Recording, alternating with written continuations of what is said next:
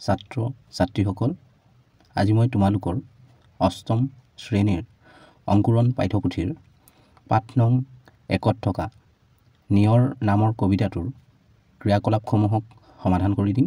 গতিকে ভিডিঅ'টো শেষলৈকে চাই যাবা আৰু এতিয়ালৈকে যদিহে চেনেলটো ছাবস্ক্ৰাইব কৰি লোৱা নাই কৰি লোৱা, কাৰণ তোমালোকৰ এনেধৰণৰ ভিডিঅ'বোৰ ইয়াতে পাই থাকিবা।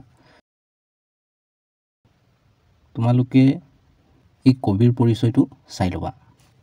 এই নিয়ৰ নামৰ কবিতাটোৰ কবিজনৰ নাম হ'ল চন্দ্ৰকুমাৰ আগৰৱালা আৰু তেখেতৰ বিষয়ে ইয়াতে দিয়া আছে। এই কবিৰ পৰিচয়ৰ পৰাও বহুতো প্ৰশ্ন অহা দেখা যায়, তো এইবোৰ আমি জানি ল'ব লাগে। তো তোমালোকে এইটো পঢ়ি পেলাই জানি ল'বা। এইবাৰ আহিছোঁ ক্ৰিয়াকলাপৰ মাজলৈ। তোমালোকৰ 1 নম্বৰ ক্ৰিয়াকলাপটো দিয়া আছে যে কবিতাটো শুদ্ধ আৰু স্পষ্টকৈ পঢ়া আৰু আবৃত্তি কৰা। তো তোমালোকে কবিতাটো শুদ্ধকৈ পঢ়িবা আৰু স্পষ্টকৈ পঢ়িবা, বাৰে বাৰে পঢ়িবা, তেতিয়া স্পষ্ট হ'ব। 2 নম্বৰ ক্ৰিয়াকলাপটো দিয়া আছে যে উত্তৰ দিয়া। ক প্ৰশ্নটোত সুধিছে যে মুকুতা মণিটি বুলি কবিয়ে কিহক বুজাইছে। ইয়াৰ উত্তৰত তোমালোকে লিখিবা মুকুতা মণিটি বুলি কবিয়ে নিয়ৰ টোপালক বুজাইছে। খ প্ৰশ্নটো দিয়া আছিল যে নিয়ৰক কবিয়ে কাৰ কাৰ লগত তুলনা কৰিছে। ইয়াৰ উত্তৰত তোমালোকে লিখিবা যে নিয়ৰক কবিয়ে নিশাৰ তৰা আৰু মুকুতা মণিৰ লগত তুলনা কৰিছে। গ প্ৰশ্নটো দিয়া আছিল যে নিয়ৰে হিয়াত কি সাঁচি থোৱাৰ কথা কৈছে। ইয়াৰ উত্তৰত তোমালোকে লিখিবা যে নিয়ৰে হিয়াত নিজম আকাশৰ নিচুক কথাটি সাঁচি থোৱাৰ কথা কৈছে। ঘ প্ৰশ্নটোত সুধিছিল যে ফুলনিত কি ছিগি ৰৈ গ'ল। ইয়াৰ উত্তৰত তোমালোকে লিখিবা যে ফুলনিত নিশা নাচা নাচনীৰ ডিঙিৰ মণি ছিগি ৰৈ গ'ল। ঙ প্ৰশ্নটোত সুধিছিল কবিয়ে কি সৰি থকাৰ কথা কৈছে। ইয়াৰ উত্তৰত লিখিবা কবিয়ে নিশাৰ তৰা এটি নিয়ৰ হৈ সৰি থকাৰ কথা কৈছে। তোমালোকৰ 3 নম্বৰ ক্ৰিয়াকলাপটো দিয়া আছিল কবিতাটোৰ মূল ভাৱ চমুকৈ লিখা। তোমালোকে এনেদৰে লিখিবা যে প্ৰতিমাৰ খনিকৰ কবি চন্দ্ৰকুমাৰ আগৰৱালা দেৱৰ দ্বাৰা ৰচিত নিয়ৰ এটা ৰোমান্টিক কবিতা। কবিতাটিত কবিয়ে প্ৰকৃতিৰ উপাদান নিয়ৰ বিষয়বস্তু হিচাপে লৈ কল্পনাৰ ৰহণ সানি সুন্দৰভাৱে উপস্থাপন কৰিছে।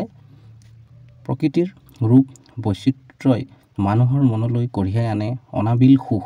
প্ৰতিটো পুৱাই আমাক অজানিতে দি যায় আশাৰ বতৰা। এই বৰ্ণময় বাৰ্তাৰ অন্যতম বাহক হ'ল নিয়ৰ। মুকুতা সদৃশ্য নিয়ৰ কণাবোৰ ঘাঁহ বনৰ ওপৰত কাহিলি পুৱাতে জিলিকি থকা দেখিলে আমাৰ মনলৈ নানা ভাৱ অহাটোৱেই স্বাভাৱিক। ফটিক পানীৰে ধোৱা এই নিয়ৰৰ কণাবোৰ যেন নিশাৰ আকাশৰ পৰা সৰি পৰা তৰাৰ এক অনবদ্য ৰূপ। কবিৰ কল্পনাত নিয়ৰ নিতৰতা পৃথিৱীৰ ডিঙিৰ পৰা ছিগি পৰা একোটি মণি অথবা পুৱাৰ পোহৰত সেমেকি উঠা একোটোপাল চকুপানী। তোমালোকৰ 4 নম্বৰ ক্ৰিয়াকলাপটো দিয়া আছে যে শব্দ সম্ভাৰ আৰু অভিধান চাই তলৰ শব্দবোৰৰ অৰ্থ লিখা। ইপিনে দিয়া আছে শব্দ আৰু ইপিনে অৰ্থ। ফটিক, শুভে, হেঙুলি, নিজম, নিচুক তেনেকৈ দিয়া আছে শব্দবোৰ। ইয়াৰ অৰ্থত লিখিবা এই ফটিক মানে নিৰ্মল বা স্বচ্ছ। শুভে ইয়াৰ অৰ্থত লিখিবা শুৱনি কৰি তোলা। হেঙুলি হেঙুল বৰণীয়া। নিজম নীৰৱ। নিচুক কান্দোন সামৰি স্থিৰ হোৱা। 5 নম্বৰ ক্ৰিয়াকলাপটো দিয়া আছে প্ৰসংগ সংগতি দৰ্শাই ব্যাখ্যা কৰা। নিজম আকাশৰ নিচু কথাটি হিয়াত হৈছে সাঁচি। কোন কাহানিৰ সপোন দেখিছে কোনে হাঁহিছিল নাচি। তো ইয়াক আমি প্ৰসংগ সংগতি দৰ্শাই ব্যাখ্যা কৰিব লাগে। তো ইয়াৰ উত্তৰত তোমালোকে এনেদৰে লিখিবা যে উক্ত কথাফাকি আমাৰ পাঠৰ অন্তৰ্গত প্ৰতিমাৰ খনিকৰ কবি চন্দ্ৰকুমাৰ আগৰৱালা দেৱৰ দ্বাৰা ৰচিত নিয়ৰ নামৰ কবিতাটিৰ পৰা তুলি দিয়া হৈছে। ৰাতিপুৱা ফুলৰ পাহিত পৰি থকা নিয়ৰ টোপালক নিশাৰ আকাশৰ পৰা সৰি পৰা তৰা ৰূপত কবিয়ে কল্পনা কৰিছে আৰু আকাশত কোনোবাই যেন হাঁহি হাঁহি নাচিছিল, সেই প্ৰসংগত উক্ত কবিতা ফাঁকি তুলি দিয়া হৈছে। এইবাৰ আহিছোঁ তোমালোকৰ 6 নম্বৰ ক্ৰিয়াকলাপটোলৈ। পাঠৰ পৰা অন্ত মিল থকা শব্দবোৰ লিখা। উদাহৰণ দি দিছে ধোৱা যোৱা, তেনেকৈ সাঁচি ইয়াত লিখিবা নাচি, মণি কণী, ভাহি পাহি, গোল ৰোল, তেনেদৰে লিখিব পাৰা। 7 নম্বৰ ক্ৰিয়াকলাপটো চাইছোঁ উল্লেখিত শব্দবোৰৰ সমাৰ্থক শব্দ লিখা। সমাৰ্থক শব্দ মানে হ'ল একেই অৰ্থ বুজোৱা শব্দবোৰ। যেনেকৈ বেলিটোক আমি সূৰ্য বুলিও কওঁ, চকুটোক নয়ন বুলিও কওঁ, পানীক জল বুলিও কওঁ, কিন্তু বস্তু এটাই, তাৰ নাম আমি বেলেগ বেলেগকৈ কৈছোঁ। টোপনিটো লিখিবা নিদ্ৰা, নিশা মানে ৰাতি, নিশাটোক ৰাতি বুলিও কওঁ আমি, বেলিক আমি সূৰ্য বুলিও কওঁ, সপোনক আমি স্বপ্ন বুলিও কওঁ, পানীক আমি জল বুলিও কওঁ, আকাশক আমি গগন বুলি ক'লেও হ'ব, ফুলক আমি পুষ্প বুলিও ক'ব পাৰোঁ, চকুক আমি নয়ন বুলিও ক'ব পাৰোঁ। এইবাৰ আহিছোঁ তোমালোকৰ 8 নম্বৰ ক্ৰিয়াকলাপটোলৈ। বিপৰীত অৰ্থ বুজোৱা শব্দ লিখা। ইয়াত আমি বিপৰীত অৰ্থ বুজোৱা শব্দবোৰ লিখিব লাগে। চিগা ইয়াত হ'ব যোৰা, ইয়াৰ বিপৰীতটো। পুৱা ইয়াৰ বিপৰীতটো হ'ব গধূলি। নিজম ইয়াৰ বিপৰীতটো হ'ব কোলাহল। সৰক ইয়াৰ বিপৰীতটো হ'ব নৰক। দিনৰ বিপৰীত কি হ'ব ৰাতি। হাঁহি কান্দোন। এইবাৰ আহিছোঁ তোমালোকৰ 9 নম্বৰ ক্ৰিয়াকলাপটোলৈ। বাক্য ৰচনা কৰা। ইয়াত মুকুতা, পাহি, শুভে, নিচুক, ফুলজুপি, ফটিক তেনেকৈ দিয়া আছে। প্ৰথমতে আমি মুকুতাটোৰে বাক্য ৰচনা কৰিম। এই মুকুতা শব্দটোৰে তোমালোকে লিখিবা যে ঘাঁহ বনৰ ওপৰত কাহিলি পোৱাতে মুকুতা সদৃশ্য নিয়ৰ কণাবোৰ জিলিকি থাকে। তাৰপাছত ল'ম পাহি শব্দটো। গোলাপ ফুলৰ পাহিবোৰ ধুনীয়াকৈ সৰি আছে।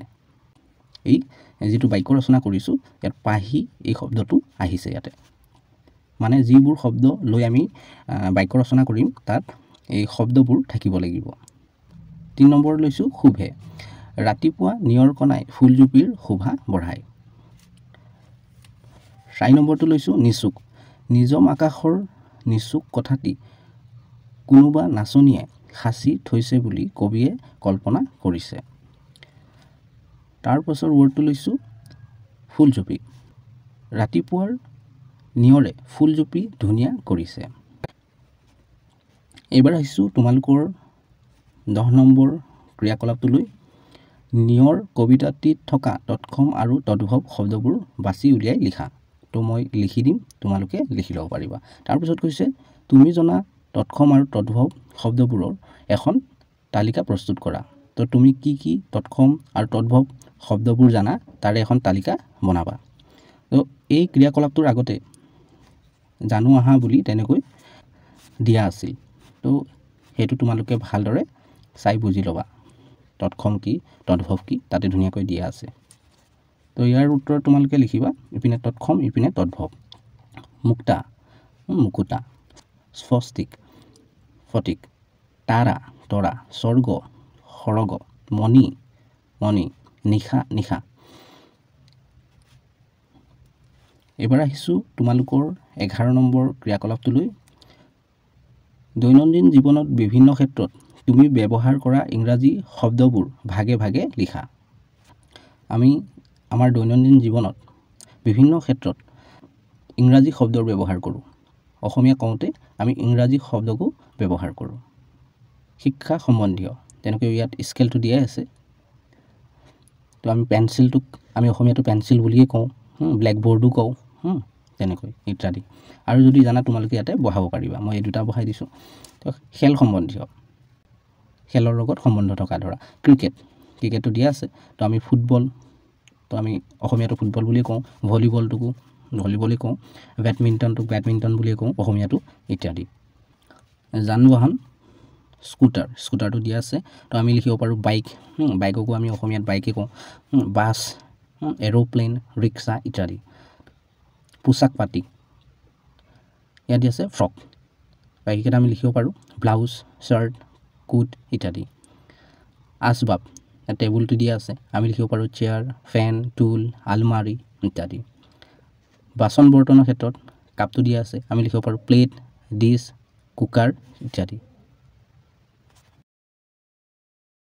এবাৰ আহিছোঁ তোমালোকৰ 12 নম্বৰ ক্ৰিয়াকলাপটোলৈ এটা শব্দত প্ৰকাশ কৰা তো এইবোৰক আমি এটা শব্দত প্ৰকাশ কৰিব লাগে ইয়াত এটা বাক্য দিয়া হৈছে যেনে কটো দিয়া আছে যি আনৰ উন্নতি দেখিব নোৱাৰে মানে আনৰ ভাল হোৱাটো দেখিব নোৱাৰে তাক আমি কম চকু চৰহা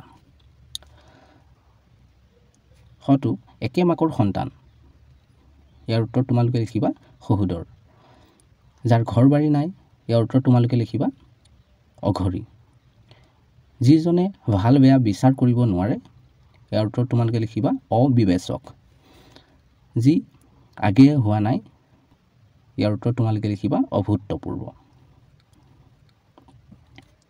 এবাৰ আহিছোঁ তোমালোকৰ 13 নম্বৰ ক্ৰিয়াকলাপটোলৈ নিয়ৰ কবিতাটিত পোৱা তৰা আকাশ পানী কথা হিয়া সপোন চকু আদি শব্দ যুক্ত হৈ গঠিত খণ্ডবাক্যবোৰেৰে বাক্য ৰচনা কৰা ইয়াত তেনেকৈ দিয়া আছে তৰা নৰা চিঙি আৰু ইয়াৰ অৰ্থটো দিয়া আছে বৰকৈ বেগাই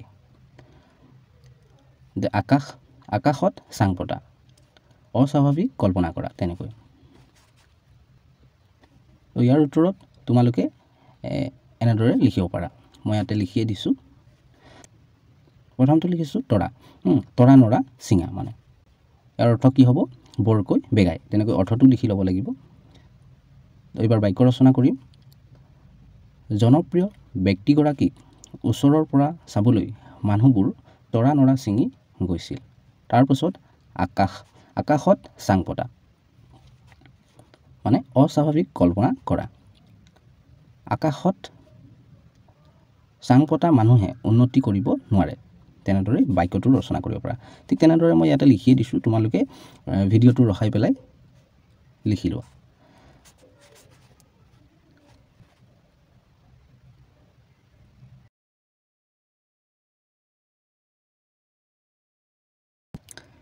এইবাৰ আহিছোঁ তোমালোকৰ 14 নম্বৰ ক্ৰিয়াকলাপটোলৈ তলৰ বাক্যকেইটিৰ খালী ঠাইত অৰ্থৰ লগত সংগতি ৰাখি ভাগি ভাঙি ছিগি চিঙি বহুৱাই পূৰ কৰা তো এই ক্ৰিয়াকলাপটোৰ আগতে জানো অহা বুলি বাকচতে দিয়া আছিল যে ভাগি কেতিয়া আমি ব্যৱহাৰ কৰিম ভাঙি কেতিয়া ব্যৱহাৰ কৰিম ছিগি বা চিঙি আমি ক'ত ব্যৱহাৰ কৰিম ইয়াৰ অৰ্থবোৰ ধুনীয়াকৈ বুজাই দিয়া আছিল তো সেইটো চাই পেলাই তোমালোকে ভালদৰে জানি ল'বা কতো চাইছোঁ মেৰামতি নকৰাৰ বাবে জহি খহি ঘৰটো ইয়াত আমি ভাগি এইটো বহাম হয়তো চাইছোঁ ধুমুহাই ঘৰটো ইয়াত আমি লিখিম ভাঙি পেলালে গতো চাইছোঁ পুৰণি হোৱাৰ বাবে ৰছীডাল ছিগি থাকিল ইয়াত আমি লিখিম ছিগি ঘৰটো চাইছোঁ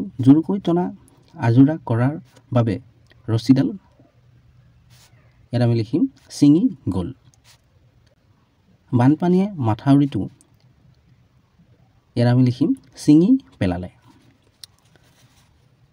তো মৰমৰ ছাত্ৰ ছাত্ৰীসকল ভিডিঅ'টো ইয়ালৈকে আছিল তোমালোকৰ অংকুৰণ পাঠ্যপুথিৰ অন্য পাঠবোৰৰ ক্ৰিয়াকলাপসমূহৰ ভিডিঅ'বোৰৰ লিংকবোৰ এই ভিডিঅ'টোৰ তলতে পাই যাবা ইয়াতে ক্লিক কৰি চাই ল'ব পাৰিবা আৰু এতিয়ালৈকে যদিহে চেনেলটো ছাবস্ক্ৰাইব কৰি লোৱা কাৰণ তোমালোকৰ এনেধৰণৰ ভিডিঅ'বোৰ ইয়াতে পাই থাকিবা ভিডিঅ'টো ইয়াতে সমাপ্ত কৰিছোঁ ধন্যবাদ